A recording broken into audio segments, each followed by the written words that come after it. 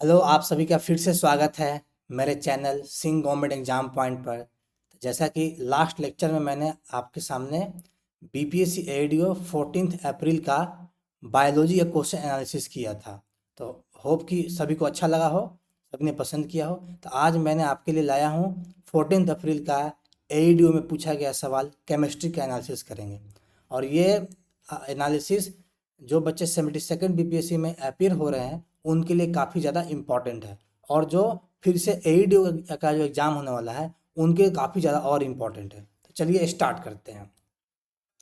पहला क्वेश्चन पूछा है, barium appears primarily in ores of, यानी बैरियम मुख्यतः निम्नलिखित अयस्कों में पाया जाता है। तो बैरियम के अयस्क के बारे में आपको बताना है।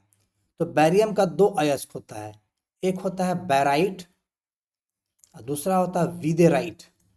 कॉपी में लिख लीजिएगा, एक नोट्स आपका बन जाएगा और लेक्चर को लास्ट तक देखिएगा।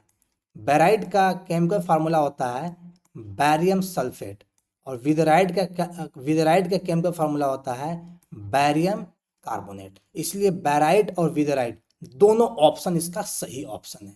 ठीक है, आशा करता हूँ आप समझ गए होंगे, साथ ही साथ नोट्स बनाते चलिएगा। चलिए आगे बढ़ते हैं नेक्स्ट क्वेश्चन की तरफ। यहाँ क्वेश्चन पूछा है, यहाँ क्वेश्चन में क्या दिया है कि प्रेशर और वॉल्यूम के बीच में एक ग्राफ खींचा गया।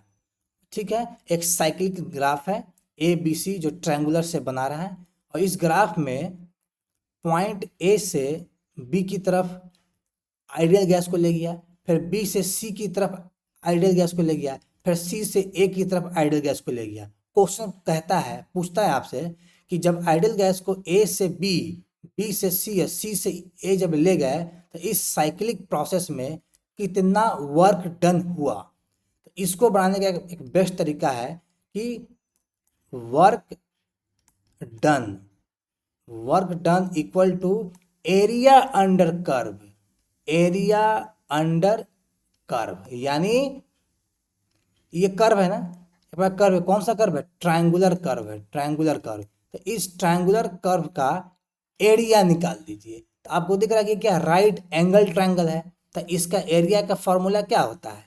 Half into base into height होता है। अब आइए बेस निकालते हैं। बेस क्या होगा? बेस होगा ए टू सी बेस होगा, यानी हमको एक्स कोऑर्डिनेट निकालना है। तो यहाँ देखिए ए पर कोऑर्डिनेट क्या दिए, एक्स कोऑर्डिनेट भी है और पी है, और यहाँ एक्स कोऑर्डिनेट 3 भी है और वाई कोऑर्डिनेट पी है। तो वाई कोऑर्डिनेट तो कांस्टेंट रहेगा, एक्स कोऑर्डिनेट वैरी किया है, बी से 3 भी गया है, तो 3 भी माइनस भी कितना हो गया? 2 भी आपका हो गया। ठीक उसी प्रकार हम अगर बी से सी की बात करें तो ये, तो यहाँ हमको क्या लेना है? यहाँ हमको लेना है वाई कोऑर्डिनेट। तो एक्स कोऑर्डिनेट कांस्टेंट होगा, यहाँ 3 भी है, यहाँ भी 3 भी है, बट यहाँ पर प्रेशर पी दिया है, प्रेशर यहाँ 4 पी दिया है, तो डिफरेंस निकालिए तो कितना आएगा? 3 पी आ जाएगा। 3 पी क्या हो गया? Y coordinate. तो बेस में एक्स कोऑर्डिनेट 2 भी है, हाइट में वाई कोऑर्डिनेट 3 पी है, इंटू हाफ से गुणा कर दीजिए, दो दो कट जाएगा, उत्तर कितना आ गया? 3 पी भी।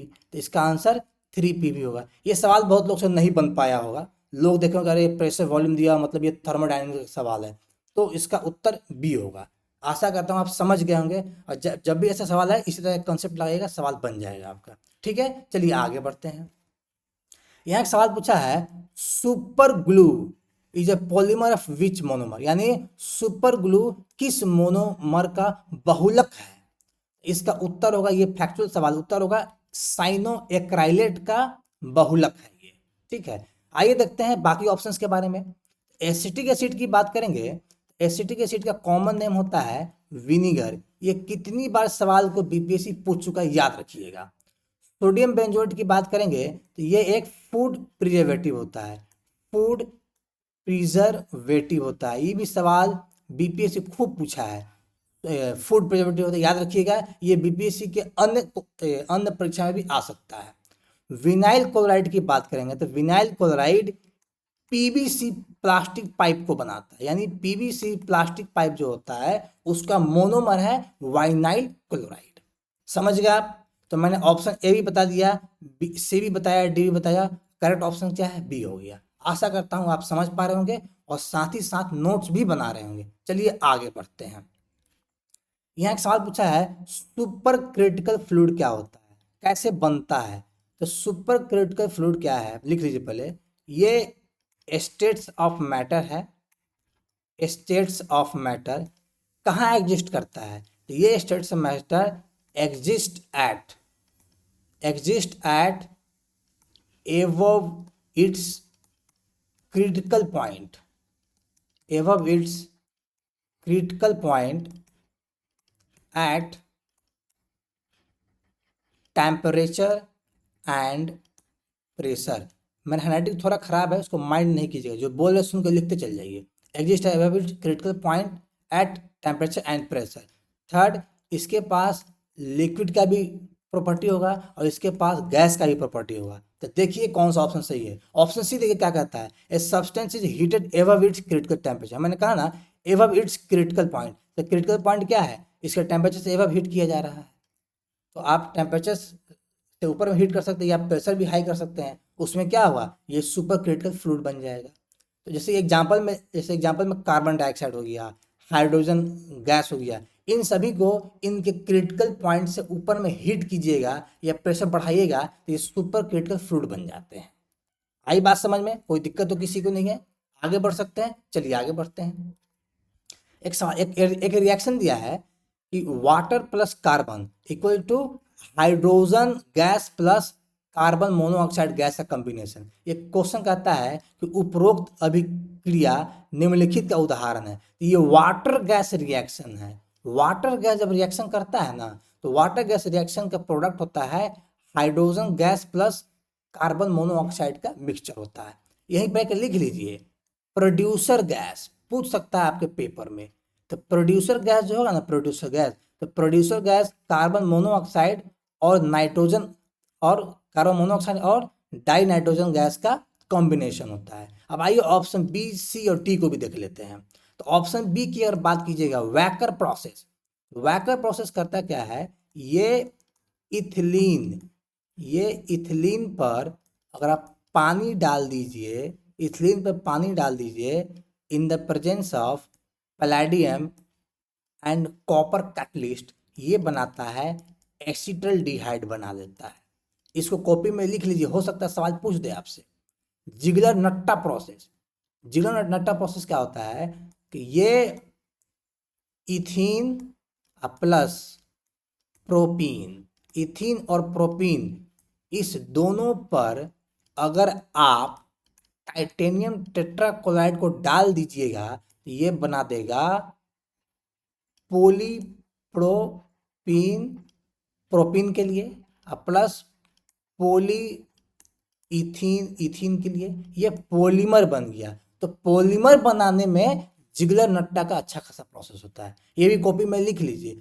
अल्डोल कंडेंसेशन रिएक्शन, ये रिएक्शन क्या होता है, इस रिएक्शन में इनोल प्लस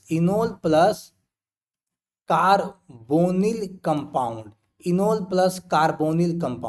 तो कार्बोनिल कंपाउंड में क्या हुआ, कार्बोनिल कंपाउंड में एल्डिहाइड हो सकता है या कीटोन हो सकता है।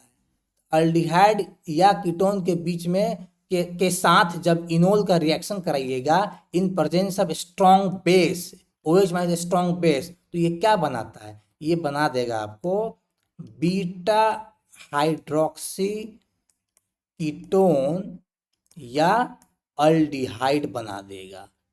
ठीक है, तो ये जो अल्डोल कंडेंसेशन होता है, ये आपका कार्बन और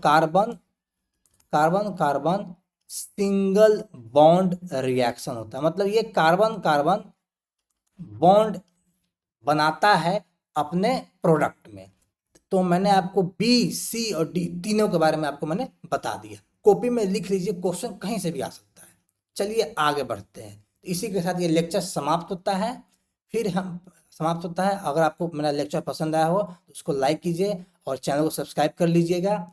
अगला क्लास में आपके लिए लेके मैं आऊँगा 14 अप्रैल को AEDO में पूछे गए फिजिक्स का सवाल कैसा था, उसका भी डिस्कशन करूँगा। तब तक के लिए तैयारी करते रहिए, बहुत जल्द 72वां BPSC का नोटिफिकेशन भी आ जाएगा। ठीक है, तब तक टेक केयर।